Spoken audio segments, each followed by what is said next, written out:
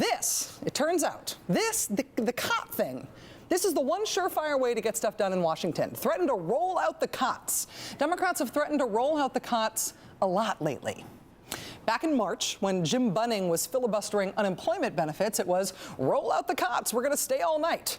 Jim Bunning said he would keep filibustering and nothing could stop him unless 3 amendments he wanted would get votes. But after Democrats threatened to roll out the cots, Senator Bunning caved. A few weeks later, Republicans were filibustering health reform. They were threatening to offer amendment after amendment on things like preventing sex offenders from getting Viagra. Do you remember that one, the Votorama?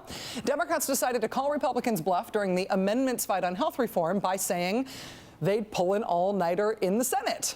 So that was the threat. Roll out the cots. We're going to stay all night. Roll them out. Yeah. And votes did start happening late into the night. Republicans tried to go all night with that one, but they did not have the stamina. They ended up throwing in the towel around 3 a.m. They gave up. So again, mission accomplished, magical cot.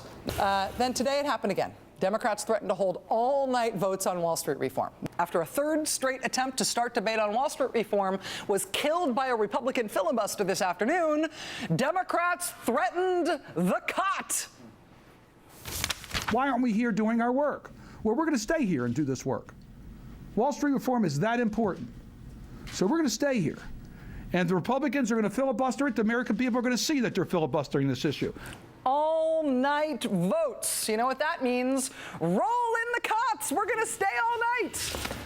And then sure enough, just like clockwork, just like magic, the cot threat worked again. Just by threatening to roll out the cots, Republicans caved. They lifted their filibuster on Wall Street reform, this time without even a vote. After filibustering for 3 straight days, Republicans tonight allowed Wall Street reform to go forward. Mission accomplished yet again. So bye-bye, cot. I'm sure we'll be welcoming you back very soon. Sorry this has been exhausting for you, Kent.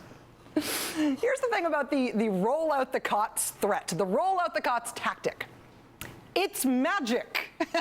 It always works, apparently. It did make Republicans cave this time, like they have every time anybody has threatened the terrible cot.